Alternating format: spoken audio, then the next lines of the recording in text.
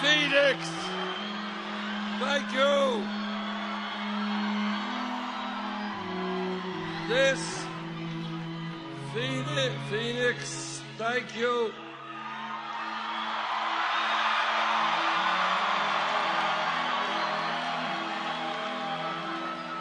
This is a huge crowd.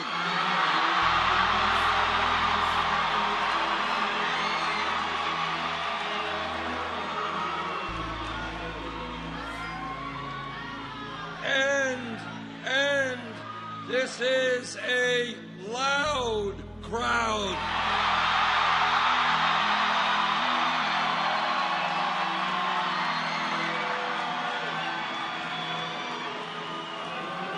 Thank you. Thank you all very much for being here this evening.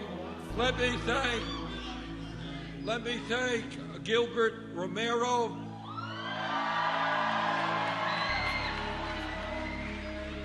Let me thank Catherine Paulino Figueroa Bueno,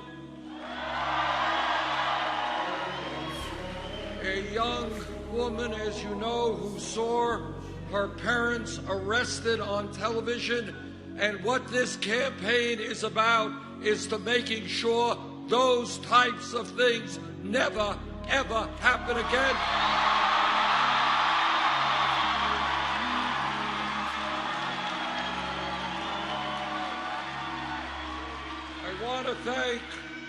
I want to thank Makana, and I want to thank Jose Miranda, our state director.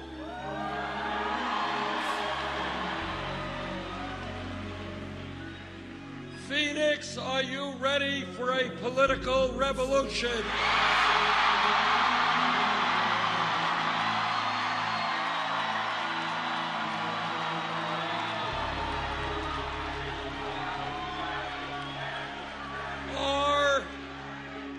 Are you tired of a handful of billionaires running our economy?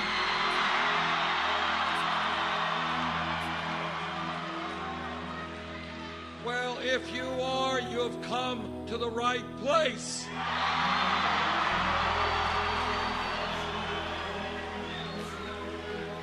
You know, what excites me so much as I go around the country is to see the incredible energy of hundreds of thousands of people who love this country but know we can do so much better.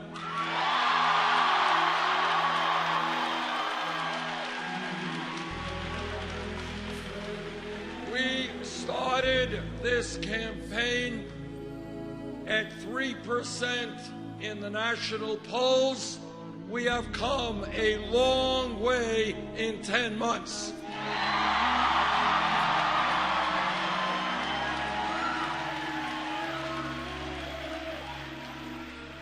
And the reason that we have done as well as we have, the reason that we have defied all expectations, is that we are doing something very radical in American politics. We're telling the truth.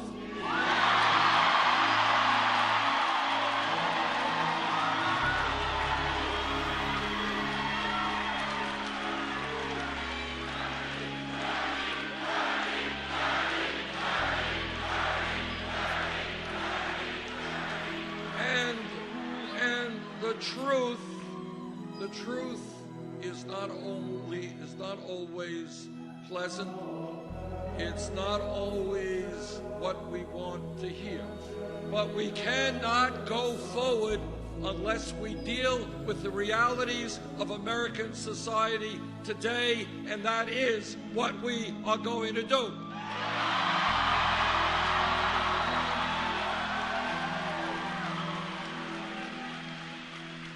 Truth number one is that today we have a corrupt campaign finance system.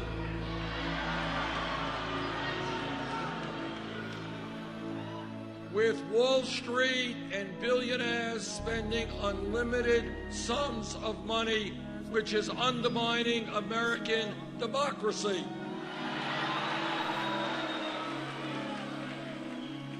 To my mind, democracy is not complicated. It is one person, one vote. You want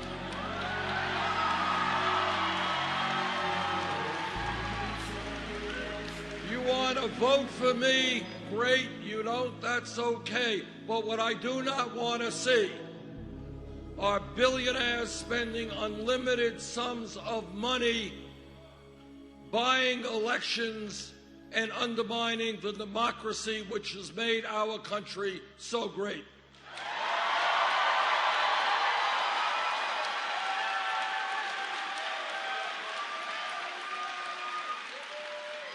And that is why, together, we are going to overturn this disastrous Citizens United Supreme Court decision.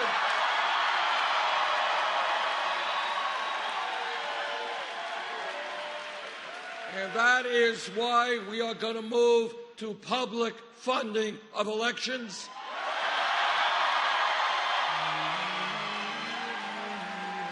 And that is why we are going to take on vigorously those cowardly Republican governors who are trying to suppress the vote.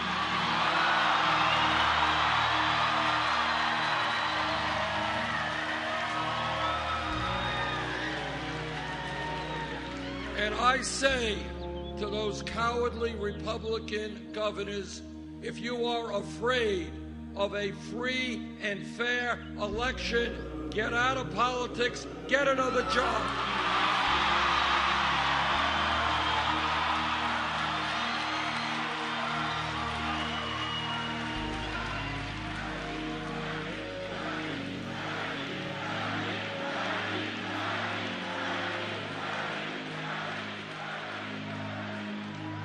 When in our country today, we have the Koch brothers and a handful of other billionaires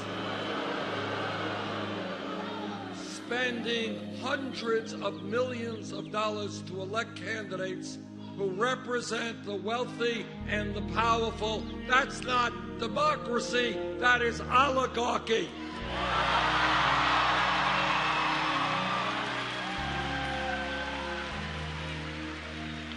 And the people of our country will not tolerate oligarchy.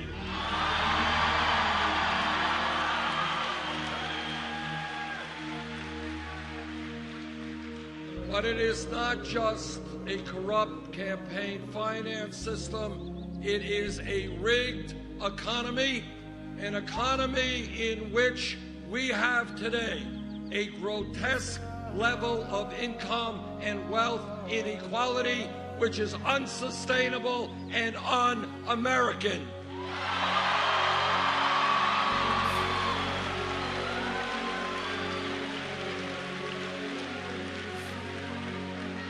Now, the Congress may not talk about it much, the media may not talk about it much, but it is unacceptable to me and the American people when the top 0.1% now owns almost as much wealth as the bottom 90%.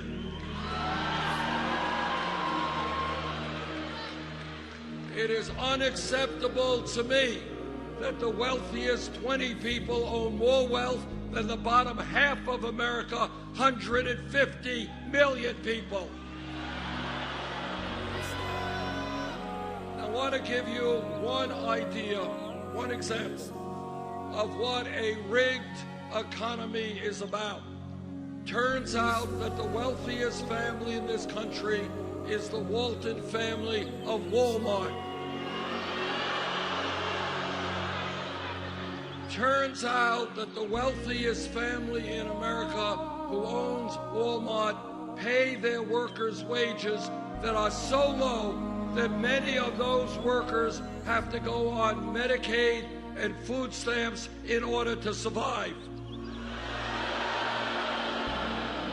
And what a rigged economy is about is that the middle class taxpayer pays more in taxes to subsidize the employees of the wealthiest family in America. That's a rigged economy. So I say to the Walton family, the wealthiest family in America, get off of welfare, pay your workers a living wage.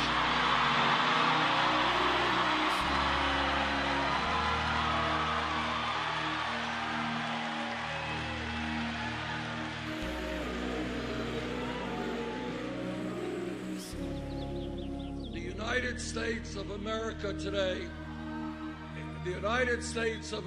today is the wealthiest country in the history of the world, but almost nobody knows that.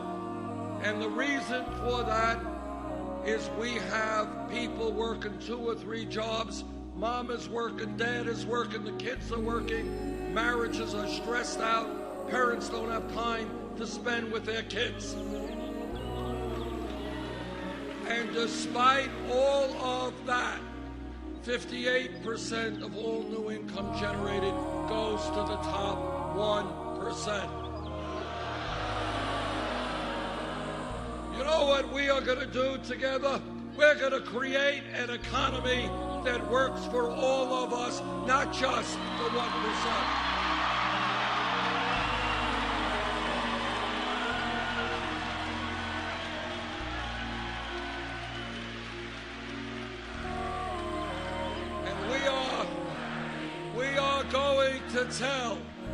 We are going to tell the billionaires in corporate America that they are going to have to start paying their fair share of taxes.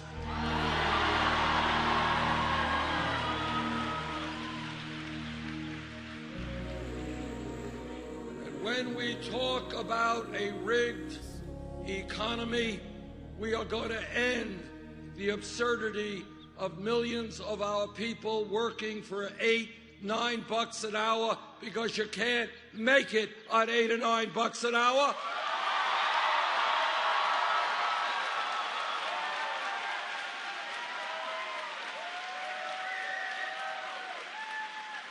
That is why we are going to raise the minimum wage to a living wage, $15 an hour.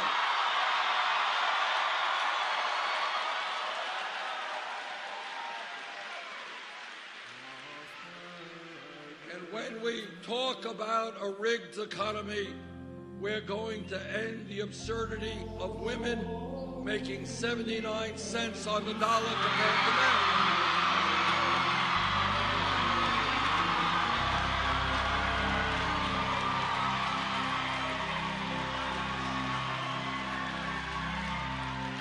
And I know that every man in this room will stand with the women in the fight for pay equity.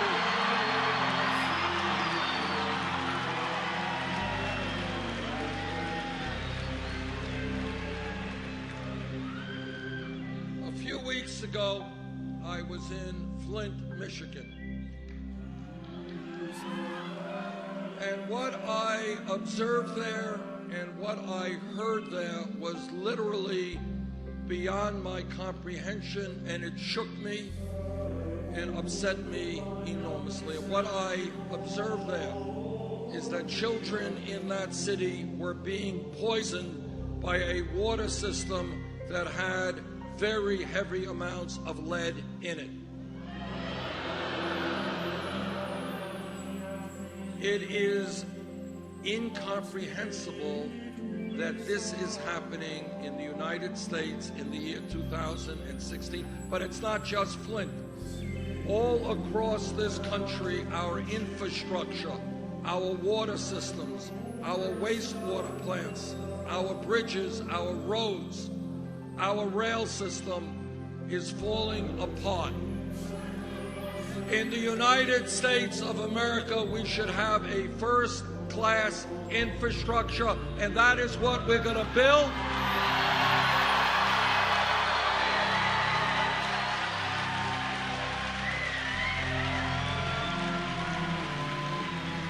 We're going to put $1 trillion into building our infrastructure, and when we do that, we create 13 million decent-paying jobs.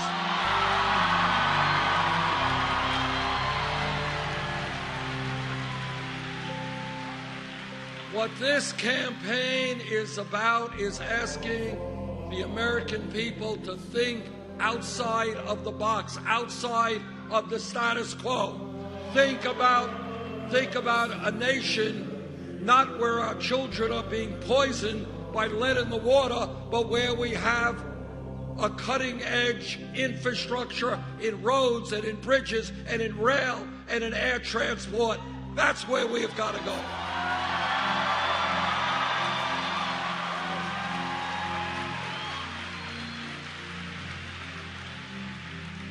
And this campaign, in terms of the rigged economy, is telling corporate America that we are going to end these disastrous trade policies which are destroying the middle class of this country.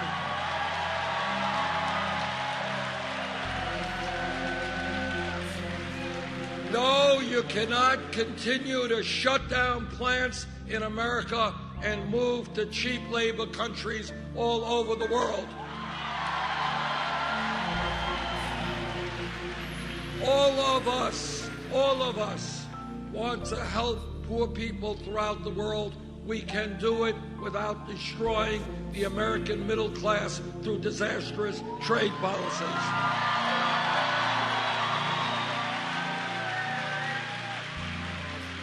So I say to corporate America, you want us to buy your products, start manufacturing those products here in America, not in China.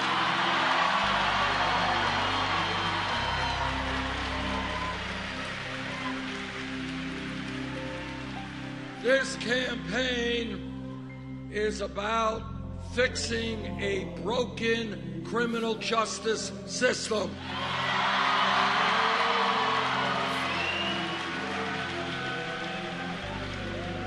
Once again, I ask you, think outside of the box, outside of the status quo.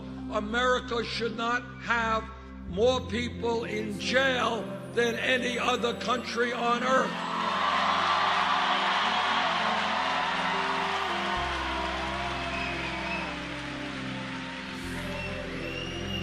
We should not be spending $80 billion a year locking up 2.2 million Americans, disproportionately African American, Latino, and Native Americans.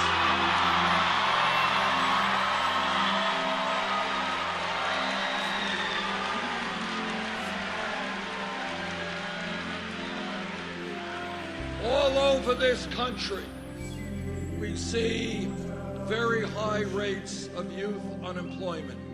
For white kids, 33%, Latino kids, 36%, African American kids, 51%. What we will do is create jobs and education for those young people.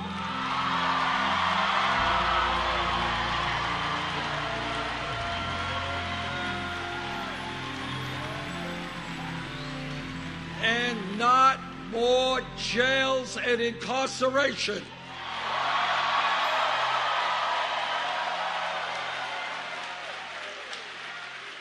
And we are going to create a criminal justice system where unarmed people, often minorities, are not shot by police officers.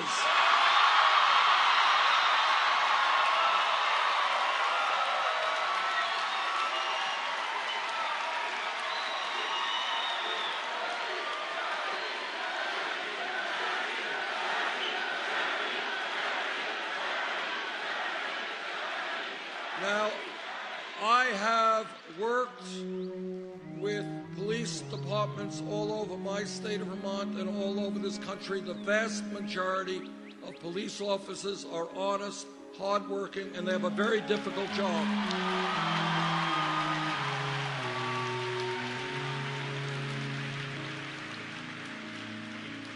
But like any other public official, when a police officer breaks the law, that officer must be held accountable.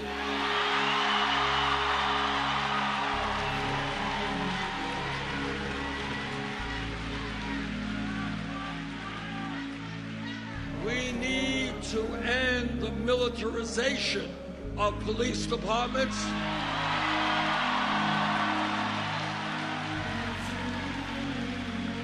Police departments should not look like occupying armies. They should be part of the communities they serve.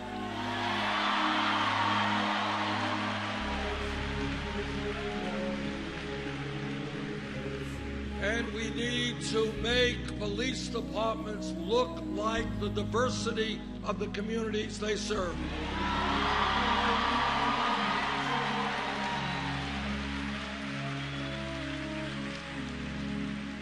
In my state of Vermont, neighboring New Hampshire, and all across this country, we have a major crisis in terms of heroin addiction and drug overdoses. We need to address that issue of substance abuse and addiction as a health issue, not a criminal issue.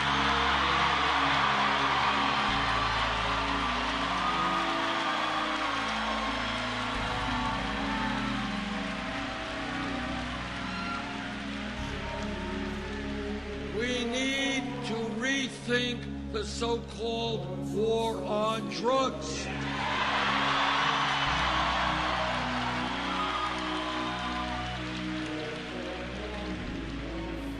Over the years, too many lives have been negatively impacted through arrests for possession of marijuana.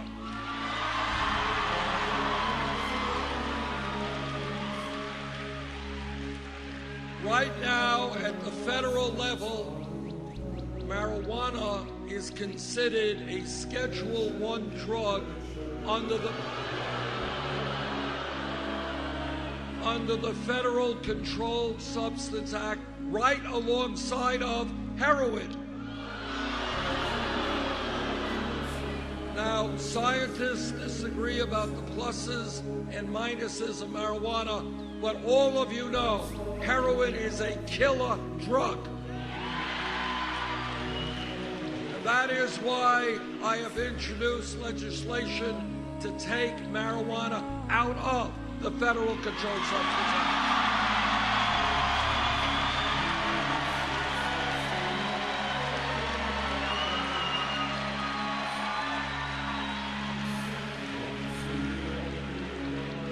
Now, I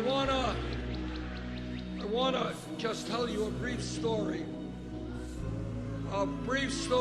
about what I mean when I talk about a rigged economy, a corrupt campaign finance system, and a broken criminal justice system. I want you to hear this. Last month, Goldman Sachs, one of the large, you know Goldman Sachs, okay. Goldman Sachs, one of the large financial institutions on Wall Street, paid the federal government a settlement fine of $5 billion. They paid that fine because they were selling worthless packages of subprime mortgage loans. Paid a $5 billion fine. Now, all of you know that 8 years ago, this country was plunged into the worst economic downturn since the Great Depression.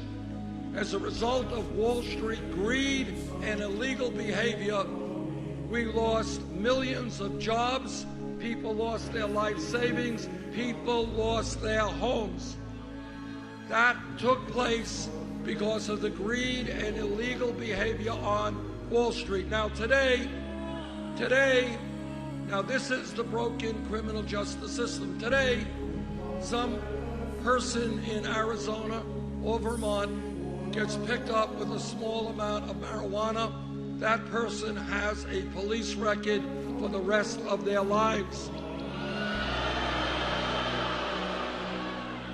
But if you are a CEO or an executive on Wall Street whose illegal behavior destroyed the economy, you get a salary increase, not a police record.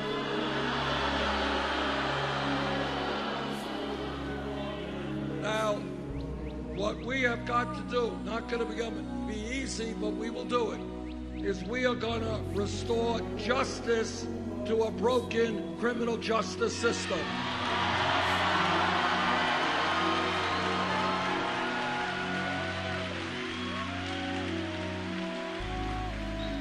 What America is supposed to be about is justice, equal justice under the law. You're poor, you break the law. You're rich, you break the law. You both pay the price.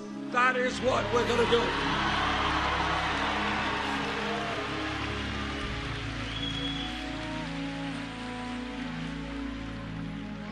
This campaign is doing well because we are listening to the American people and not just wealthy campaign contributors.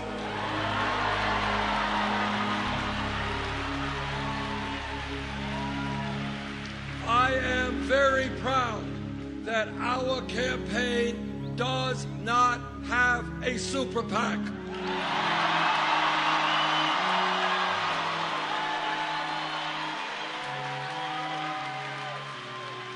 We have received over 5 million individual campaign contributions.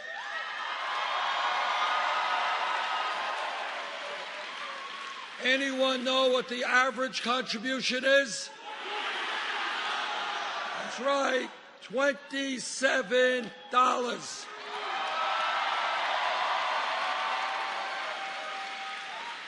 Now, my opponent raises money in a slightly different way.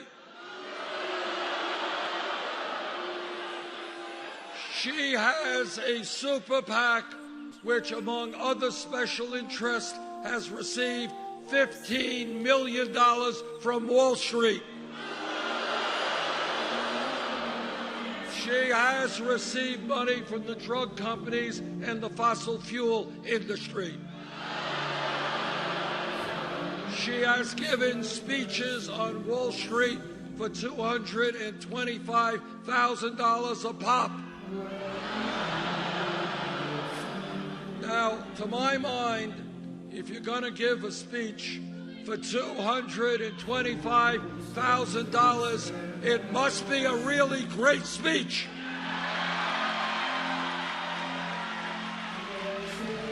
And if it's such a great speech, all of America should be able to read it.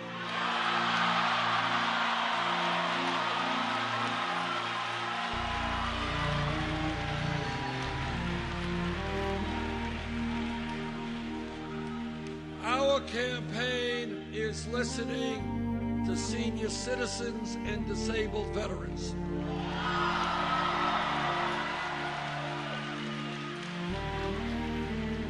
And here is a principle, a bedrock principle of my campaign, and that is we will be judged as a nation not by how many millionaires and billionaires we have, but by how we treat the weakest and most vulnerable amongst us.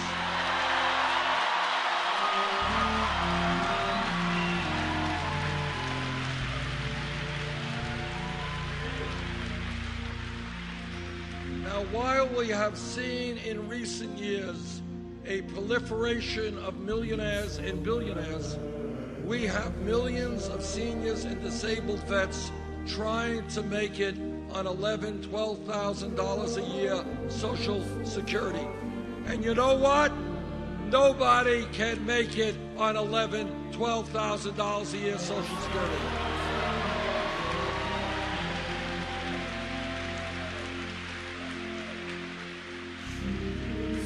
My Republican colleagues in the Senate, they want to cut Social Security.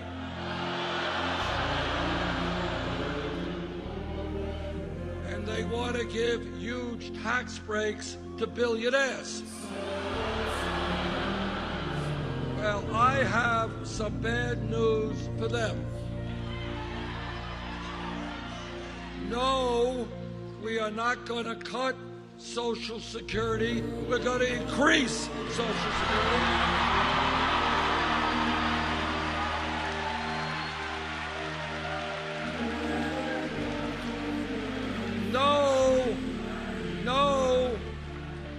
No, we're not going to give tax breaks to Donald Trump and the other billionaires.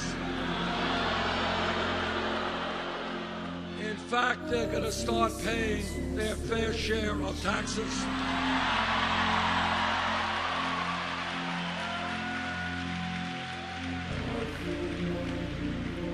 This campaign is listening to the Latino community.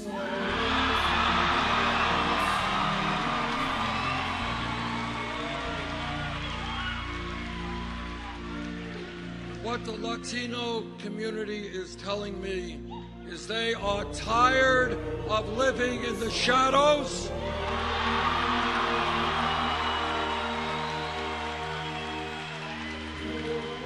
They are tired of living in fear and being exploited.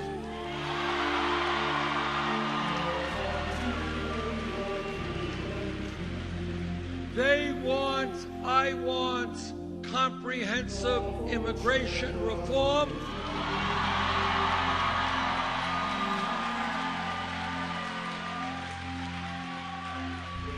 And a path toward citizenship.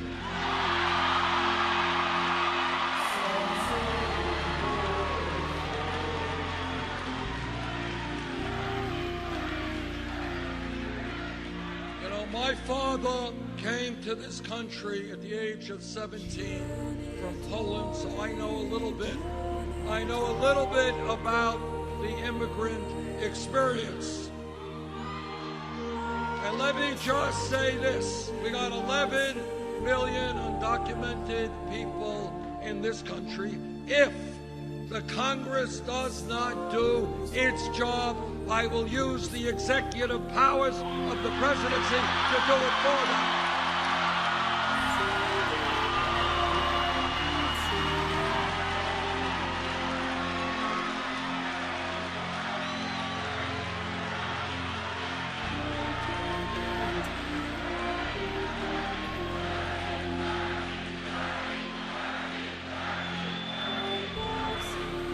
I do not want to see young people like Catherine look at the television and watch their parents arrested. I do not want to see families broken up. The function of immigration reform is to unite families, not divide them.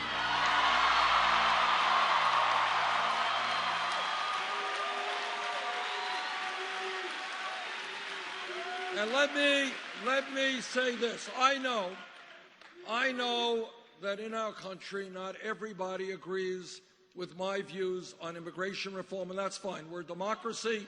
People have different points of view. But what is not acceptable, no matter what your point of view is to throw racist attacks against Mexicans.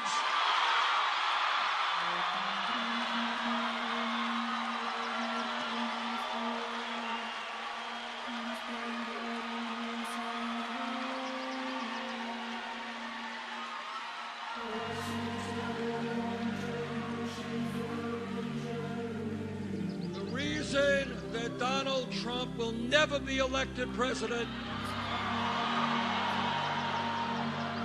is the American people will not accept insults to Mexicans, Muslims, or women.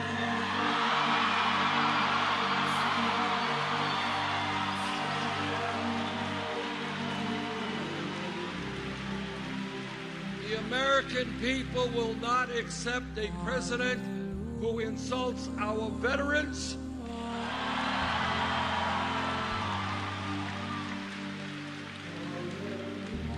who several years ago led the so-called birther effort, which was an ugly, ugly attempt to undermine the legitimacy of the presidency of Barack Obama.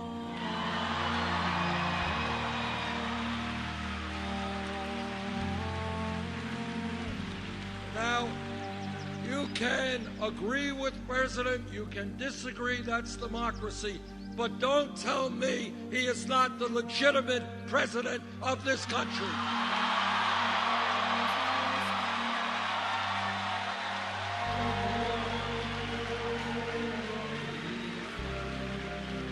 And when we talk about racism in America, I always find it interesting. President Obama's father was born in Kenya.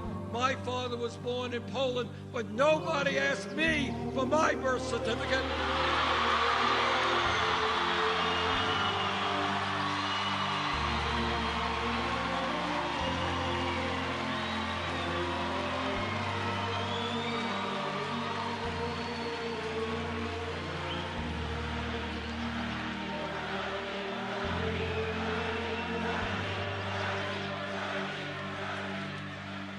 I kind of think maybe it has something to do with the fact that my skin color is a little bit different than the president's.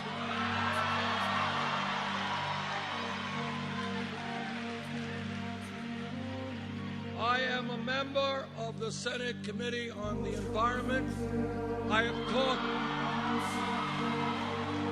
have talked to scientists all over the world. Climate change is real.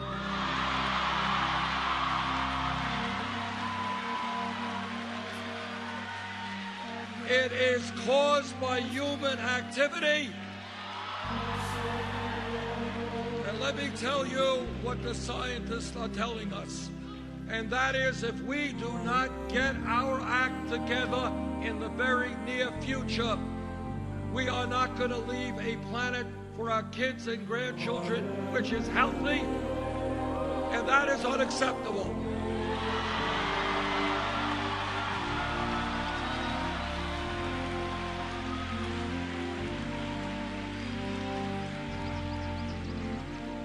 It is literally beyond belief that we have a major political party, the Republican Party, which rejects science, refuses to acknowledge even the reality of climate change.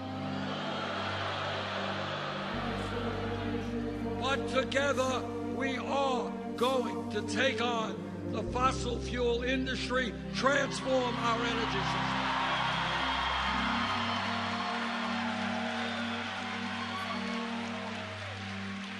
We can create millions of good-paying jobs by moving to energy efficiency and sustainable energy.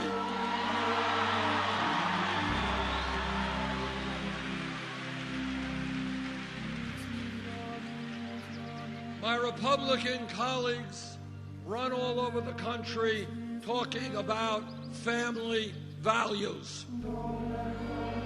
I want you to know what they mean by family values. What they mean is no woman in this room has the right to control her own body. I disagree. What they mean by family values is that our gay brothers and sisters do not have the right to marry. I disagree. Jane and I have been married for 27 years.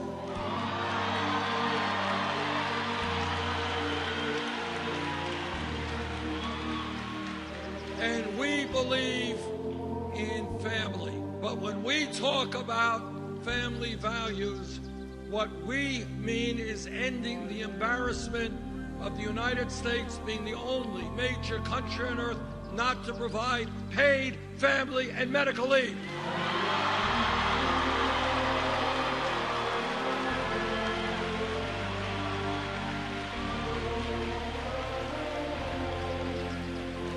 Today in America, a woman here in Arizona or in my state of Vermont is giving birth. And if that woman is a working class woman, a low-income woman, in all likelihood, she will have to go back to work in 1 week or 2 weeks, separating herself from her baby in order to earn income to take care of a family. No mother should have to be separated from her baby because she lacks necessary income.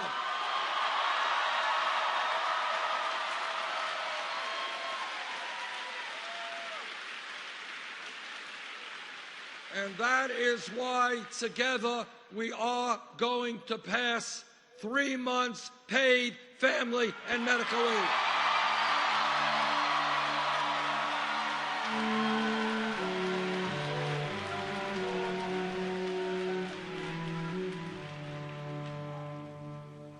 One of the important jobs of a President of the United States is to conduct sane, effective foreign policy.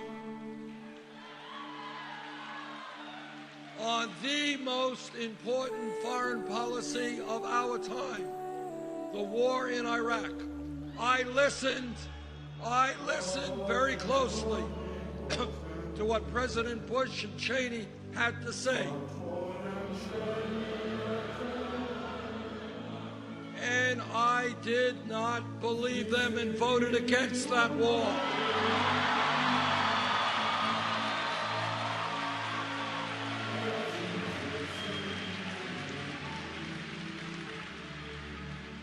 Unfortunately, Secretary Clinton voted for that war when she was in the Senate.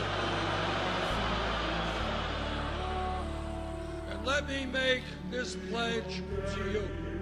Yes, we will destroy ISIS, but we will do it in a way that doesn't involve our men and women in the military involved in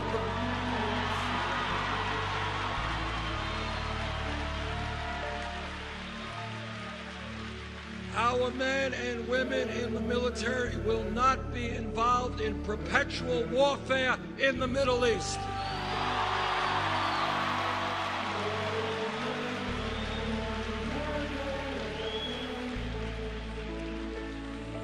Now, I have been criticized for saying this, so let me say it again. I believe that human beings are entitled to certain inalienable rights.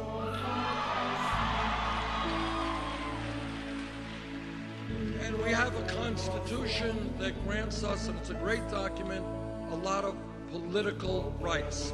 But I believe we have got to go further than that. And I believe that we have got to guarantee our people economic rights.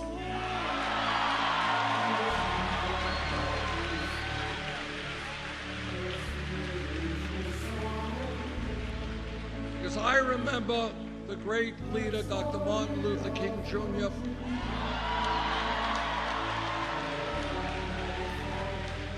when he led the Great March on Washington in 1963, it was called the March for Jobs and Freedom. Jobs and freedom.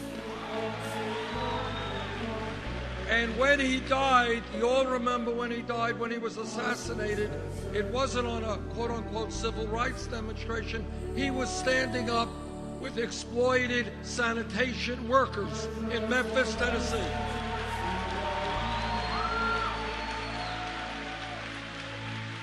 And he understood, and I agree, that to be truly free, you need economic security as well.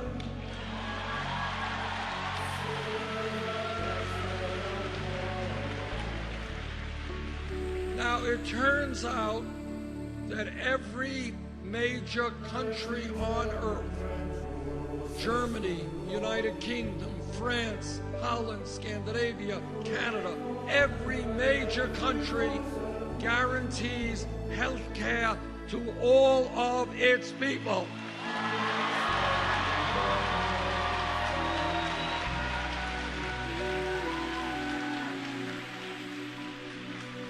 If elected president, I will do my best to have the United States join the rest of the industrialized world. Health care for all.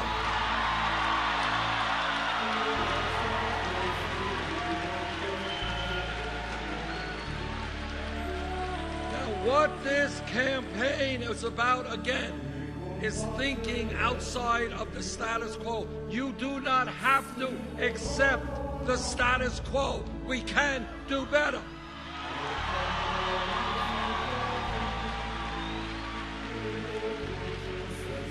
Don't let people tell you that you can't think big.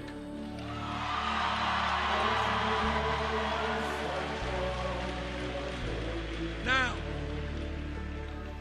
I'm a member of the committee that helped write the Affordable Care Act. It has done a lot of good things. We should be proud of that and proud of President Obama's leadership on that.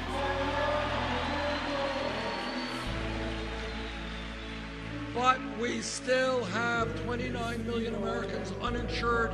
Many of you are underinsured with large co-payments and deductibles.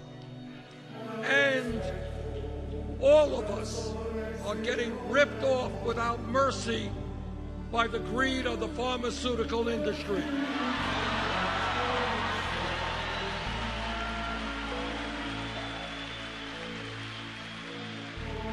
They are charging us by far the highest prices in the world for prescription drugs. People are dying. People are dying in this country because they cannot afford the medicine they need. That is unacceptable.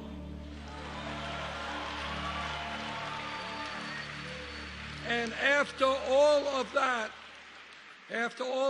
we end up spending far, far more per capita on health care than any other people. That is why together, we must fight to make sure that we pass a Medicare for all health care system.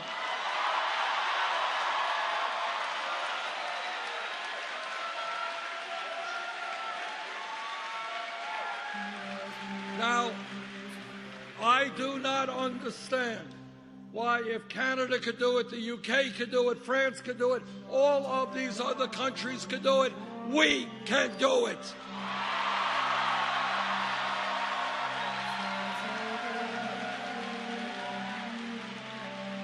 And I want to give you another example of where, as a nation, we have got to think outside of the box. For 100+ years, we have had free public education in this country from 1st grade to 12th grade. The world has changed. The economy has changed. People today need more education.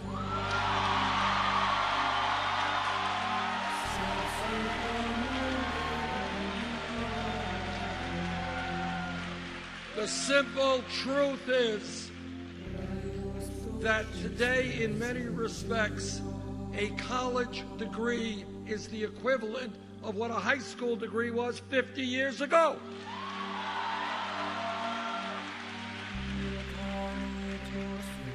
And that is why I believe we have got to make public colleges and universities tuition free.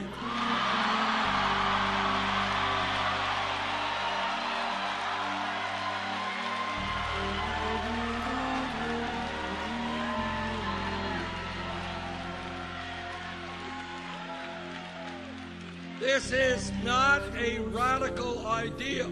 It exists in Germany, Scandinavia, other countries. If they can do it, we can do it.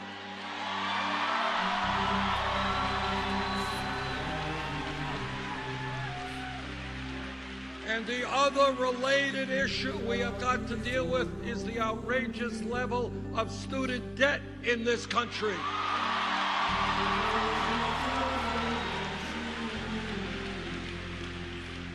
When you think about crazy, listen to this. We tell young people, you got to go out and get the best education you can for yourselves, for the country. And yet millions of our people are $30,000, $50,000 in debt because they got an education. That's crazy.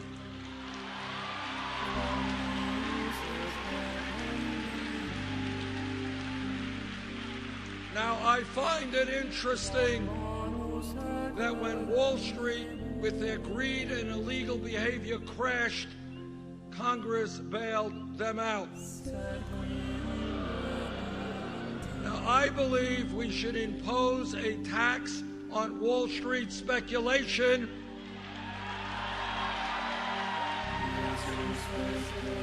and use that revenue to make public colleges and universities tuition-free.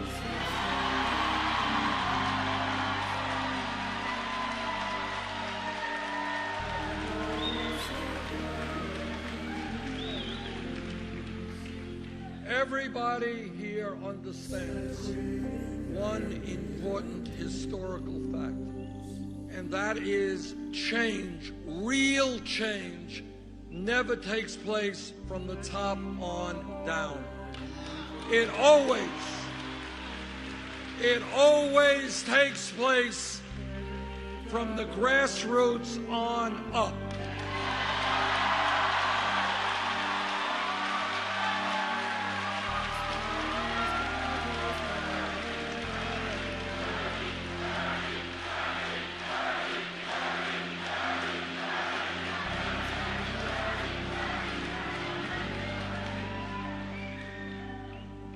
Workers 100+ years ago said they would not be treated like animals, and they struggled and went to jail and were beaten up in order to form unions and get collective bargaining. That's how we fight for workers' rights.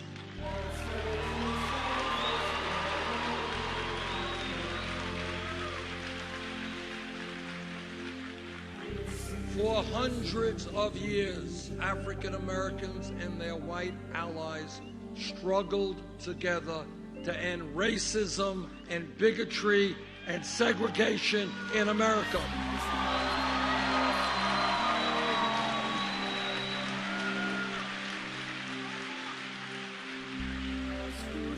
Those changes did not take place from the top on down. It was blacks and whites standing together and saying, we will not accept racism in the United States of America.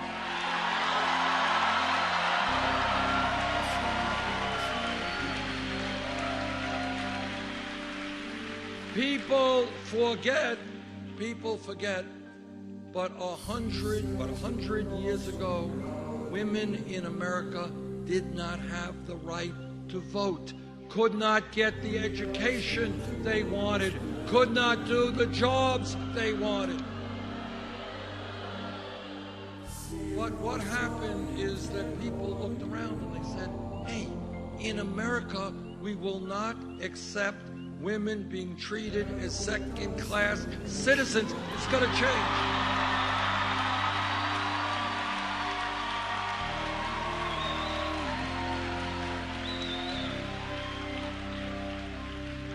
If we were here 7 years ago, 10 years ago, and somebody said, you know what, I think gay marriage will be legal in every state in this country by 2015.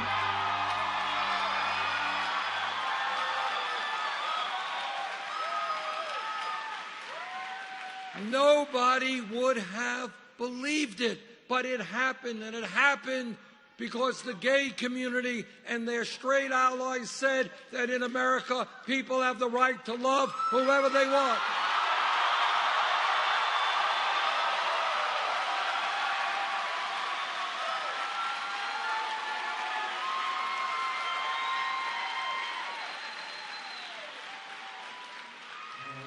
If we were in this room 5 years ago, and somebody jumped up and said, you know, Bernie, I think the $7.25 minimum wage is a starvation wage. We got to raise it to $15 an hour. The person next to him would have said, you're nuts. You're wanting to double the minimum wage? That's crazy. Can't happen. Well, you know what happened? Fast food workers at McDonald's and Burger King went out on strike.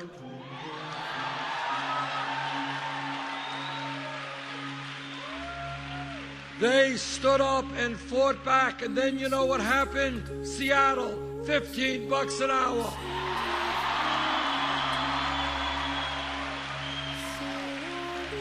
San Francisco, Los Angeles, $15 an hour.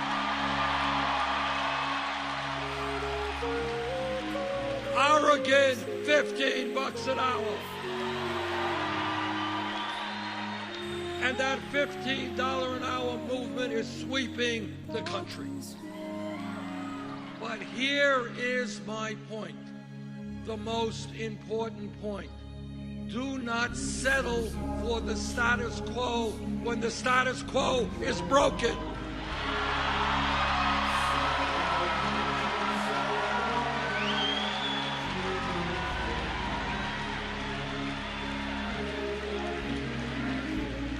Don't tell me that we cannot have a political system in which we have one of the highest voter turnout rates in the world rather than one of the lowest.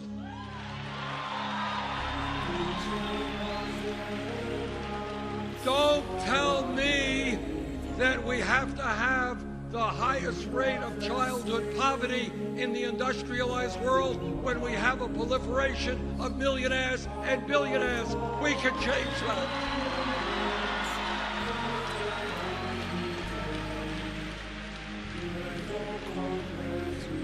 Don't tell me that veterans in this country have to sleep out on the street. We can change that.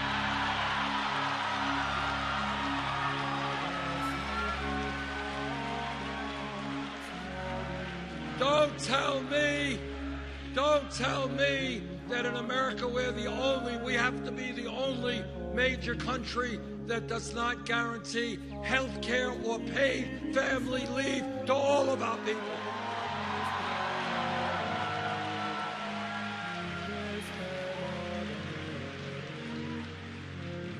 We can make real change. But we don't make change if they divide us up.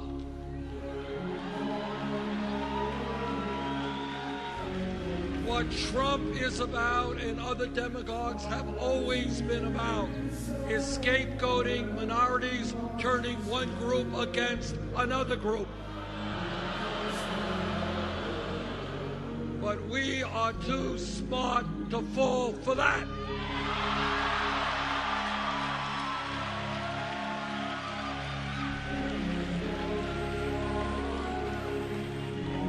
So if we stand together as black and white and Latino and Asian American and Native American, if we stand together as gay and straight men and women, if we stand together as people born in America, people who have come to this country, if we stand together, there is nothing we cannot accomplish.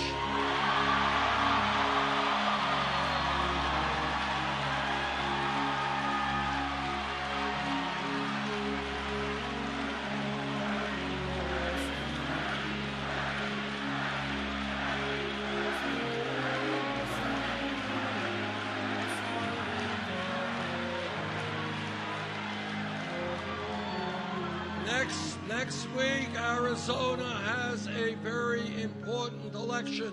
We will win.